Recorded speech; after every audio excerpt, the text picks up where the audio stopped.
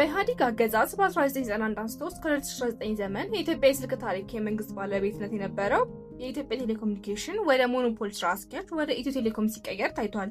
ይህ ተቋም እንደ ኢንተርኔት አገልግሎት በ1997 እና የሞባይል አገልግሎት ደግሞ በ1999 ዓ.ም ጀመረ።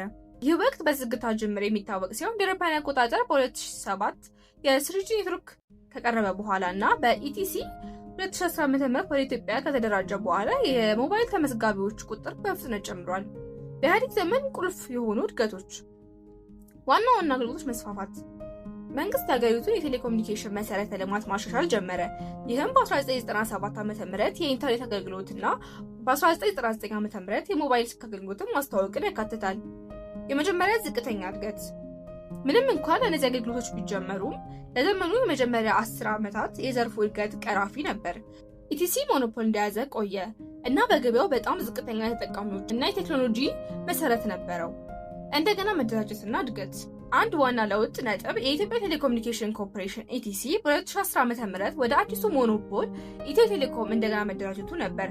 ይህም እንደ አውሮፓውያን አቆጣጠር በ2007 ሶስተኛ ትውልድ 3G የሞባይል ኔትወርክን ማስተዋወቅ ጋር የተጣጣነ ሲሆን ይህም የሞባይል አገልግሎት በፍጥነት ለማስፋፋትና የተመዝጋቢዎችን ቁጥር ከፍተኛ ሁኔታ እንዲያድግ ረድቷል።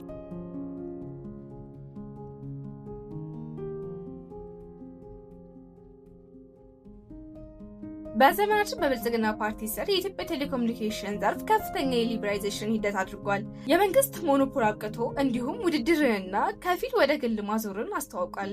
ዋና ለውጦች። ሊበራይዜሽን። ጠቅላይ ሚኒስትር ዶክተር አብይ አህመድ የሚመራው መንግስት ቴሌኮሙኒኬሽን ሴክተሩን ለግል ኢንቨስትመንት በመክፈት ኢኮኖሚው ነፃ የማውጣት ማሻሻል ጀመረ። አዲስ ተዋናይ እንደ ሳፋሪኮም ያሉ በግንቦት 2021 ዓ.ም እንደ አውሮፓውያን አቆጣጠር በኬንያ ሳፋሪኮም የሚመራው ጥምረት የጀመረ የግል አገር አቀፍ የቴሌኮሙኒኬሽን ፍቃድ አግኝቷል። ይህም የኢትዮጵያ ቴሌኮሙኒኬሽን ረጅም ጊዜ ሞኖፖል ሰብሯል። ሳፋሪኮም ኢትዮጵያ አገልግሎቱም በ2022 እንደ አውሮፓውያን አቆጣጠር ጀምሯል። በአሁኑ ወቅት በአገሪቷ ብቸኛ ግል ኦፕሬተር ሆኖም እየሰራ ነው። የኢትዮ ቴሌኮም ከፊል ወደ ግል ማዞር። የመንግስት ንብረት የሆነው ኢትዮ ቴሌኮም ከፊል ወደ ግል የማዞር ሂደት ላይ ይገኛል። በጥቅምት 2024 እንደ አውሮፓውያን አቆጣጠር መንግስት በአዲስ የኢትዮጵያ ሴኩሪቲ ገበያ በኩል 10% የኢትዮ ቴሌኮም ድርሻ ለሀገር ውስጥ ዜጎች መሸጥ ጀምሯል። ለውጭ ባለሀብቶች ተጨማሪ ድርሻ ለመሸጥም እየታሰበ ነው። የቴክኖሎጂ እድገቶች። በዚህ ወቅት ከመሰረታዊ የሞባይል አገልግሎት ባሻገር የተለያዩ ቴክኖሎጂዎች ተዋውቀዋል። ከነዚህ መካከል በ2015 ዓ.ም 4G እና 2021 ዓ.ም የሞባይል ገንዘብ አገልግሎት ቴሌብር እና በ2017 እንደ ኢትዮጵያን አቆጣጠር የ5G ስራ ማስጀመር ይገኙበታል።